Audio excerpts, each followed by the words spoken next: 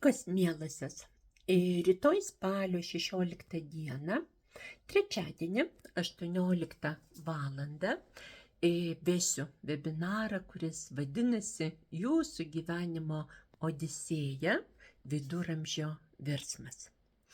Tai bus užsiėmimas iš paskaitų ciklo Gyvenimo krizės kaip vidinio augimo galimybės. Ir šiame būtent užsiėmime mes kalbėsime apie tą labai svarbų laiką viduramžį. Kuomet žmonės artėja link 40 metų, vieniems tai prasideda po 30, kitiems tai užsitęsia virš 40, mes įeiname į pavojingą zoną. Jungas tai vadino limenaliniu išmetavimu nuo žodžio limen, tai yra slengstis, peržengti slengstį.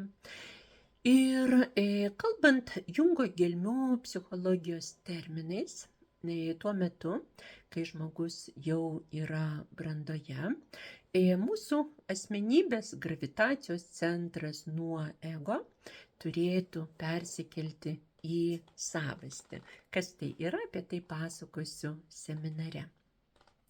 Trumpai tariant, tai yra individuacijos procesas, tai yra brandos procesas, kuomet nuo paviršutiniškų siekių, kovos už būvį, kažkokių vien tik tai materialistinių norų, troškimų mes po truputėlį artėjame prie savo unikalios asmenybės, prie savo gyvenimo paskirties ir turėtume atrasti vertybės. Be abejo, kiekvienas virsmas gali virsti krize.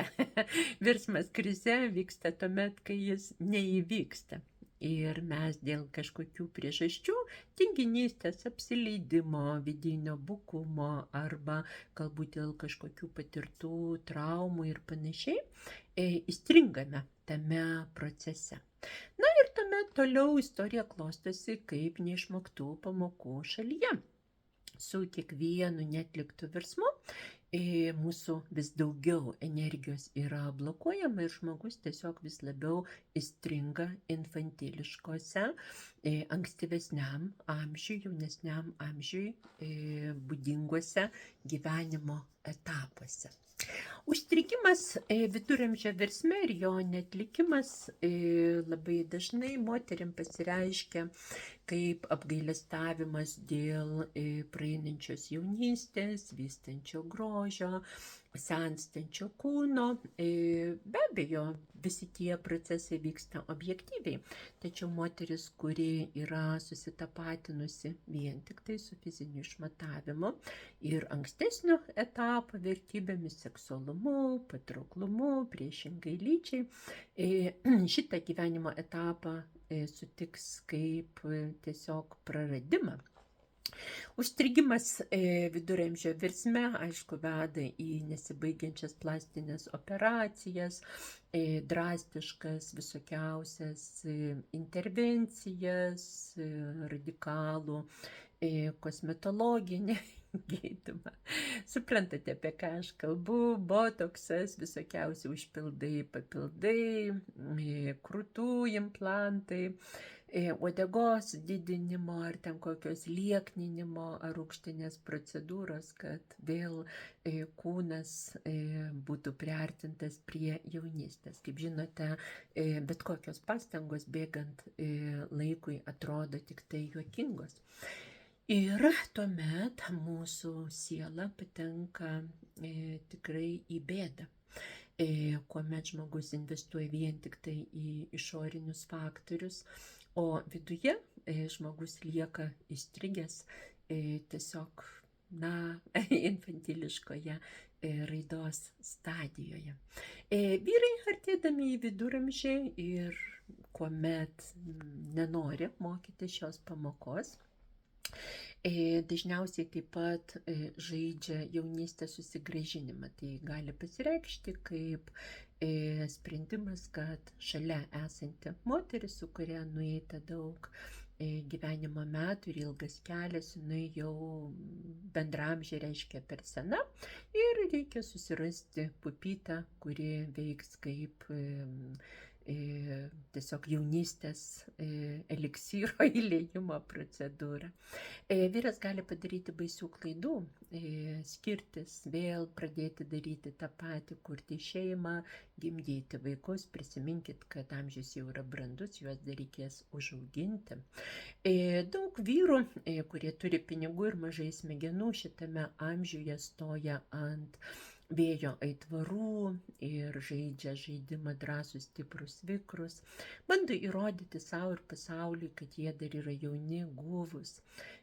Vat ir su tam tikro trenerio pastangomis tiesiog jie įrodys, kad jie yra ne ką prastesni už jaunuolius. Be abejo, gamtoje kiekvienas raidos etapas turi savo užduotis. Ir bandydami pritaikyti jau mums žinomą seną atgyventą scenarijų naujom užduotim, mes be abejo atrodome juokingai. Deja, mūsų visuomenė tokia ir yra primityvi, buka, infantiliška, nebrandi, todėl kad šie virsmai yra nesuprantami teisingai. Įstrigimą infantilizme ir jaunystės kulte taip pat palaiko reklama. Pasidarykite aplinkui, visos reklamos, fotografijos reklamuoja jaunus žmonės tarsi brandos ir nebūtų. Aš jau nekalbu apie vyresnį senjorų amžių. Taip, kad labai dažnai atsidūrę šitame virsme mes jaučiamės tarsi vieninteliai žmonės žemėje, kurie pirmą kartą išgyvena šios iššūkius. Dažnas žmogus šiame amžiuje įkrenta į depresiją. Kartais netgi žmonės pradeda piknaudžiauti vaistais, alkoholiu arba tiesiog dar susiranda kažkokias tai priklausomybės formas. Šiame seminare pasakysiu jums, kad šiuo keliu ėjo daugybė žmonių, labai išmintingų, ir jie atrado algoritmus. Taigi šiais algoritmais ir pasidalinsiu webinare Jūsų viduramžio odisėja, viduramžio virsmas. Seminaras prasideda trečiadienį 18 val. Jei tuo metu negalėsite dalyvauti, bus įrašas, kurio nuoroda galios savaitę laiko, taip kad galėsite žiūrėti webinarą savo patogiu laiku ir pasiruoškite prasmingam vakarui. Apie viduramžio virsmą mes kalbėsime be abejo iš gelmių psichologijos, išminties pozicijų, kalbėsiu apie raidos psichologiją, mitologiją be abejo, ir tame bus kartu ir humoras, kad visi tie dėsniai, tie algoritmai taptų jums suprantami. Na ir kaip visuomet laukia daug įvairių įdomių namų darbų. Taigi galite užsiregistruoti, be abejo iš anksto prieš seminarą, rašykite asmeninę žinutę arba elektroninį laišką. Kviečiu jūs į webinarą Jūsų gyvenimo odisėja viduramžio virsmas. Ir labai linkiu, kad šį virsmą, jei artėjate prie to amžiaus, išgyventumėte oriai, o ne ant pajuokos žmonėm, kurie eina su jumis gyvenimo keliu kartu. Laukiu jūsų.